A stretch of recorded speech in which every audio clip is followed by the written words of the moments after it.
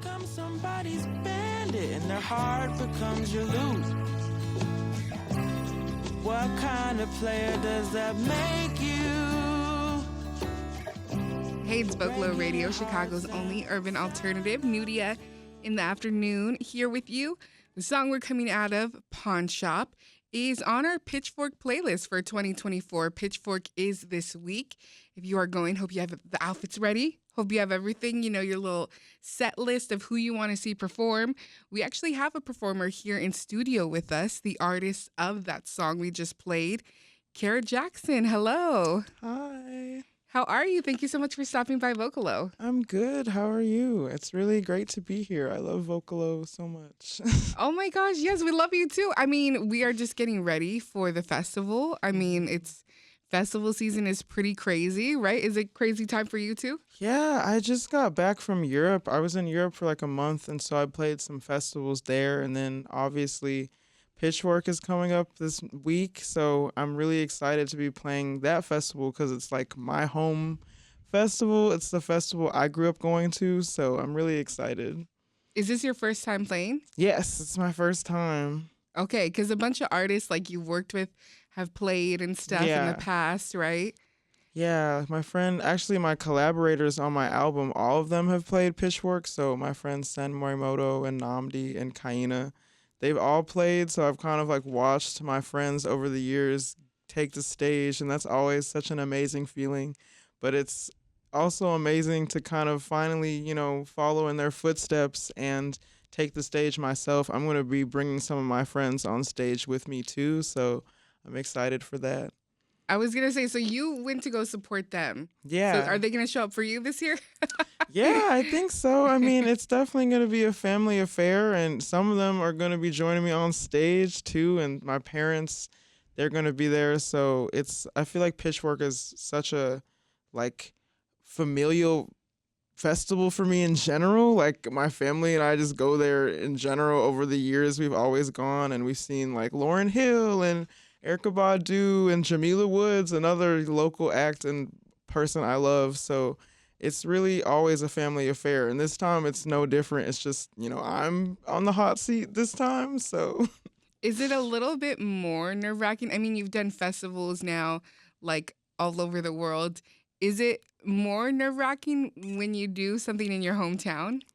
I think it is, honestly. I feel like there's a certain kind of ambiguity that you get when you're in a place that's just so far from home. Like, none of these people know me, and I don't even speak the same language as them sometimes. So you can kind of like be more mysterious, and just like there's not the same attachment. But at home, it's like you're performing in front of friends and sometimes former teachers. Like one time my high school teacher was at one of my shows, and it was so amazing. But I was like, oh my God, that's like nerve-wracking in a different way, because you're kind of like, it's like a talent show more than it is like a show. It's like performing in front of all your friends at school. It's just like a little embarrassing sometimes. But I also think that hometown shows are like the sweetest, because you have like the energy of people who know you, and like you're stepping on stage in a place where people know who you are to an extent. So it definitely has a whole different energy than any other type of show. And I was looking at your, bio, because of course you're from Oak Park, right? Mm-hmm, yeah. And so born and raised Chicago? Yeah, I mean, I've been in Oak Park my whole life. I was just talking earlier, I've always lived really close to the Green Line, so I've been coming to Chicago for art-related things since, I could remember. And that's another thing I was wondering, because you look at your bio, and, singer, songwriter, poet, you're a poet laureate. What came first? Like, did they all happen at the same, or like, what was your first like kind of passion? Was it the poetry, or was it the singing? Yeah, I really started singing first. I've always loved music, and my parents raised us really immersed in sounds and music. But I think I've also always had a love for like language and words in some capacity. So I got into poetry really seriously like in high school when I started competing in Louder Than a Bomb and like doing poetry stuff. But I've always been really like into music that's like lyrical and word heavy. Like I've always loved Joni Mitchell, and my parents always played like Jim Croce and just like old folk musicians. So I've always just loved that type of music, and that's just kind of the music I ended up making. And when did you realize you were good at it? You know, like when were you like, hold on, I'm better than everyone else? You know, when were you like, hold on, I'm actually like really good at this? I don't know. I mean, I think I've always been a little oblivious to it. I've always loved to make music, and I know that that's something that I've loved to do for a long time, but I didn't really think that it was going to be something that would resonate with other people, like what I was doing. And it took going to, slams and like open mics growing up and being at Young Chicago Authors and just being around people who were my peers who were like, hyping me up, and like that genuine kind of support from like my friends and my peers, like people like Kaina and Sen who helped me make the album, like people who are older than me just kind of ushering me in and telling me, oh, you belong in this space. It took that outside kind of validation, because I think for me, I was just like, I'm just a girl making songs, but yeah, it really took like community support. I feel like every artist that has come through here has talked about Young Chicago Authors. Why do you think it's so important for, artists in Chicago to be a part of like groups like that? I think community is really everything for you as an artist. And also, I just think at a really young age, so many people were ushered through spaces like Young Chicago Authors and just like being supported by older people, kind of showing you the ropes. I think mentorship and having like a lineage of people to really call on is really important as an artist, to not just name yourself, but to be able to name like the artists that inspire you and people who are around you, helping you kind of just figure out who you are and lift yourself up. I think having that outlet as a teenager is so important for everyone, but it's just your teenage years are filled with so much angst and just so many things are happening, and to be able to gather with a lot of like-minded people and a lot of people who are just figuring themselves out through art was such a like valuable outlet for me as a teen. And so I think it just gave me a foundation of what I could really use to process my feelings. And then also seeing people doing it for a living, like you kind of don't know that that's a real possibility and a tangible thing till you're meeting adults who are saying like, oh, you can be an artist or you can be a writer, and that's like a real job. I think just encountering that as a young age can really change how people see themselves and how they chase their dreams. Has your family always been supportive of what you do? Because I think for sometimes it is difficult. They want to encourage you to follow your dreams, but also they're like, we want you to be able to pay your rent, Yeah, that's huge. But my parents have always been really supportive of me making music, and my mom actually always wanted her kids to make music because she never got the opportunity to be in like music lessons and stuff. So she like made us take piano as kids.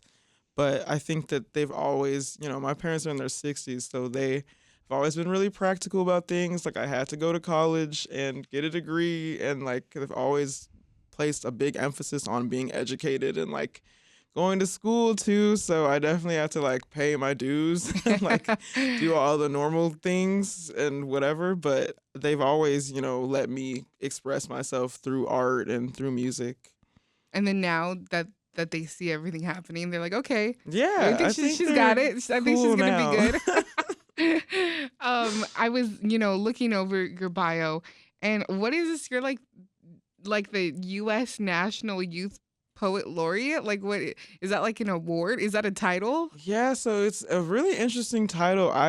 There's a new Youth Poet Laureate every year, essentially. So I was the laureate between 2019 and 2020. So kind of as the pandemic started, I was like ending my term.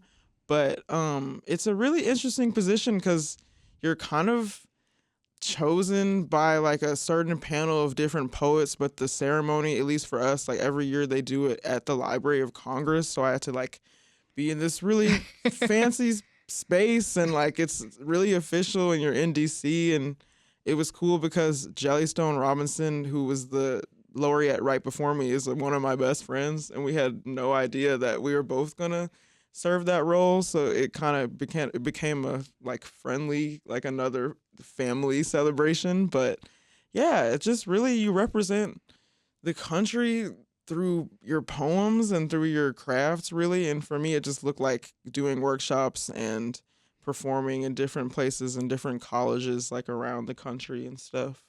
So you go on like tour. It's like a Yeah. like a Miss America, right? It's like make A all little these. bit, yeah. It's like the Miss America of poetry. Was that so? I mean, you've kind of been used to touring now and like not really being home often. Is that difficult for you? Yeah, it can be. I'm really a homebody in a lot of ways, so I feel like tour has challenged me to like get out, and it forces you to see so many different places, which are amazing, but also socializing and doing all those things. So I definitely get tired of it after a while. Like, I'm home from Europe after being there for like 4 weeks, and I'm just really happy to be in my own bed, and like all my skincare products are in my bathroom, and I don't have to like You didn't put forget. them into a backpack. Yeah, you didn't know? forget your hairbrush at a hotel and things like. Yeah, it's like just having to remember all the things. Do I have my charger? Do I have everything? And living out of a suitcase. It's definitely a lifestyle, but I definitely love being at home too and hanging out with my parents and everything. I was gonna ask you. We're gonna get into your debut album. But I was going to ask you, how would you describe your music? Because I've read lots of articles. People describe your music in different ways. Like some people say folk, like how do you describe the music that you make? Yeah, I definitely can see my music being described as folk music. I've always grown up listening to all types of music, so I think while the foundation feels like folk and I really just write songs mostly with me and my guitar, I think that there's so many other influences that show themselves. Like, I've loved jazz and R&B and just all types of music. So I think those influences definitely like bleed out in the music too. So it's like folk music that's inspired by like all types of stuff. So I kind of describe it usually as that, but definitely gotten like a lot of, I think genre is such a weird concept these days because so many artists don't really exactly see themselves as just one genre. So I definitely find it interesting to see the different ways that the album is described, because I think you could describe it in like a lot of different ways. Did you ever, being from Chicago or like being in the Chicago music scene, did you ever feel pressured to like rap or make hip hop music just because it's so prevalent in Chicago? I'm always curious. Yeah, I definitely did. I had a rap phase, actually. I was talking about this on Twitter a few days ago. I mean, I grew up like in the era of like when I saw Chance the Rapper like become famous in real time, like growing up with that and seeing like No Name and Saba and just like all these really cool people at open mics and stuff, like growing up, and John Doe, just all those artists. Like, I definitely was heavily influenced by that sound, and I think the Chicago rap sound is so layered and like textured also. Like, so many of those rap songs, like they're using real jazz musicians and like bringing in like a Kenya and like all Yeah. these just really amazing musicians. So I took a stab at rapping for a while because I was so influenced by No Name and I just was like obsessed with her. So there's definitely some things in the archives, deep in the archives, but We need to get those. We need to get those clips. And then where you're like, you know what? It's just gonna be, I'm gonna leave that to No Name. yeah, We're I gonna mean, let- you never know. Like, I sometimes get tempted to rap again just because I love rap music so much. So I think it comes out, if you've had like a drink or something.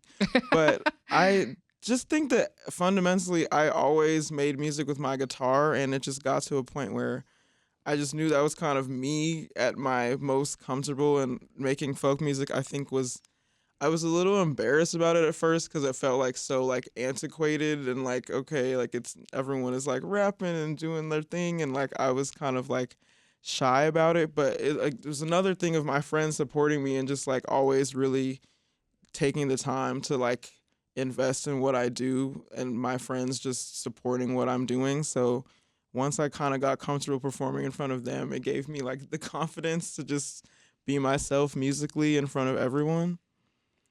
And now this debut album, it got released in 2023. I mean, there's been lots of reviews. It was named Best New Music by Pitchfork. And it's funny you're actually doing Pitchfork now. But I was looking at some of the comments on like some interviews you've done, some press you've done, and a lot of people are like, this is like my favorite album of the year. I was reading a lot of those. So what's it feel like for you? I mean, it seems like this album was kind of a long time in the making for you. And for it to get so well received, what was that like? It was wild. It's still really wild to wrap my head around, like the reception, because I think I didn't really expect any of it. I mean, you can never really predict what your music is going to do when it's public, but especially when it's like your first album and, I kind of didn't have that much work out before. So I didn't really expect it to, reach so many people. And so it's been such a blessing to, interact with fans and people who have listened to the album like around the world. It's essentially like that is such a weird thing for me still, because I'm just very like, it sounds funny, but I just am very normal, I guess. Like when I'm at home, I'm like, I don't really think about these things that I'm doing, and to me I'm just like, oh my god, I'm a 24-year-old trying to like do all these things before my brain is fully developed. It's like trying to just wait for my brain to click in. So yeah, this is fully developed frontal cortex. So I didn't really expect people to resonate with my, like early 20s ramblings, but I really appreciate all the support and, just everyone who's listened, because it's been so amazing. And I'm so happy that this album that really was an effort of friends, and my friends really helped me put this together. Like, it's really cool to see the work that we put into it, being received by other people. Yeah, the album is called Why Does the Earth Give Us People to Love? First of all, I thought that was such a cool name. I'm like, I feel like, if Tumblr was still in, that would be like, right? That would be like my Tumblr name. You do vocals, guitar, banjo, and piano. How many instruments do you know how to play? I mean, guitar is my main one, but I have always loved like the banjo, and in college I did a little bit of the harp too, so I've always loved like string instruments. At That's first crazy. I never thought I could play an instrument until I got my first guitar, because I was like, my brother plays the trombone and the piano, he's super good at. I'm not good at the piano.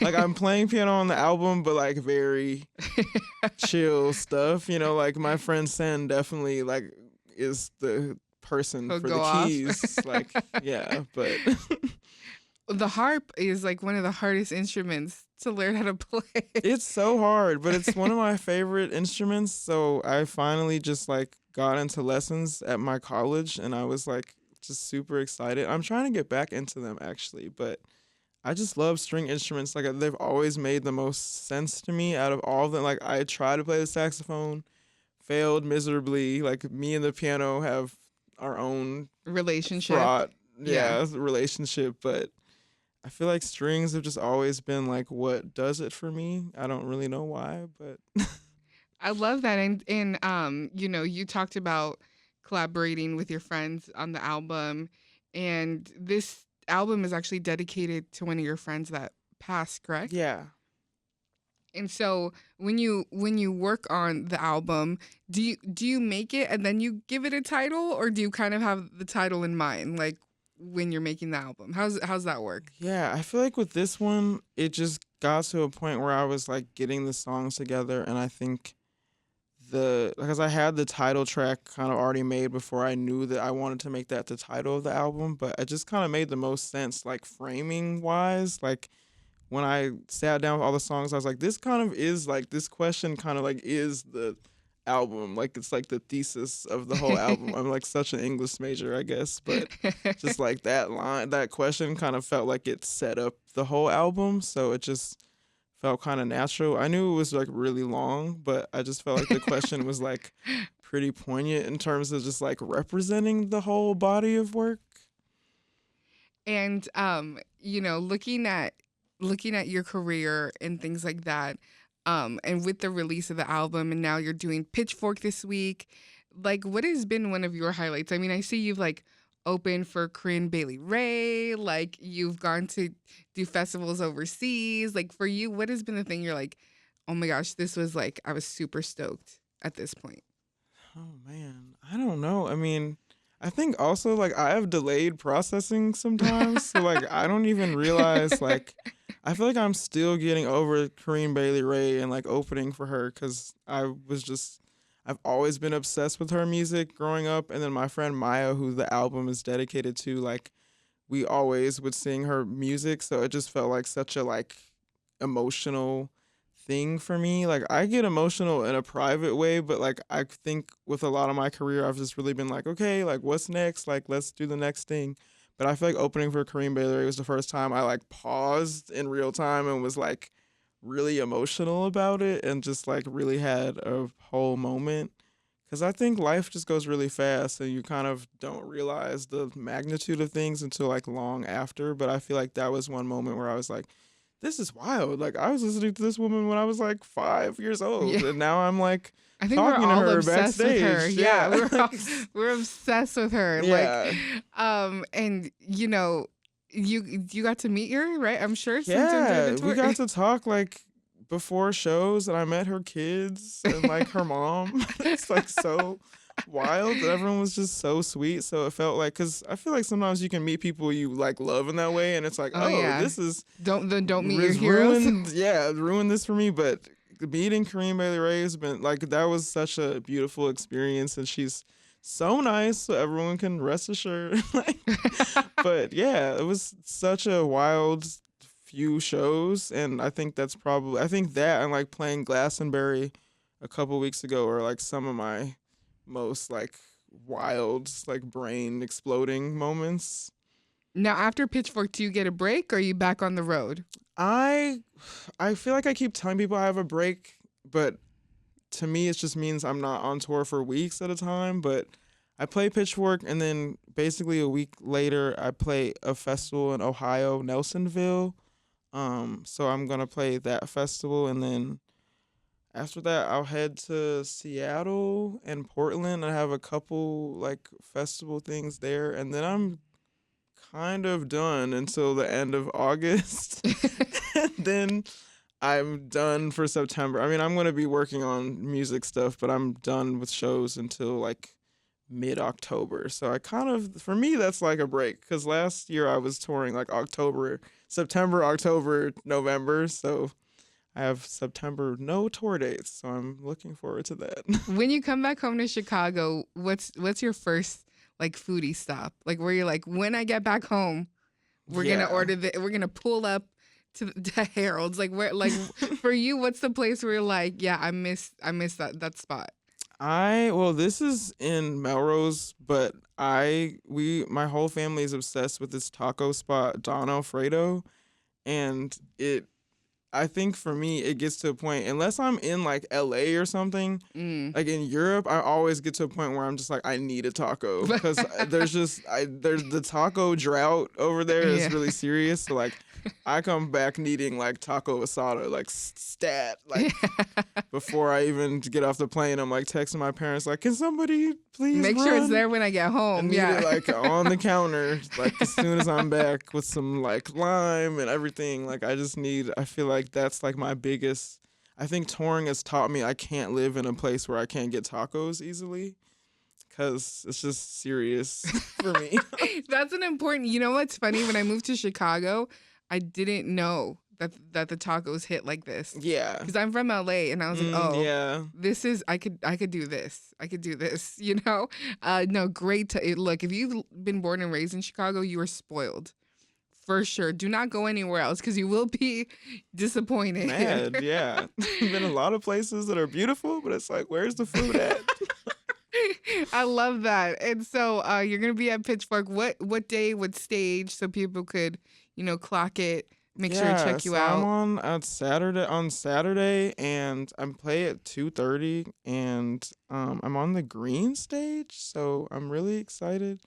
But I think that in my head, I just keep on thinking that I'm going to the festival as a spectator, because I'm just so used to going just with my friends, and I keep on having to be like, oh wait, like we have a sound check and like have to like actually be present to perform. So it's really wild, but I'm so excited for that day. I think Wednesday plays that day, and Lorraine, this artist I really love. So I think Saturday's going to be, and Carly Rae Jepsen too. So Oh my gosh, I'm yes. excited for that day. Yeah, call me maybe for sure. That's gonna go crazy.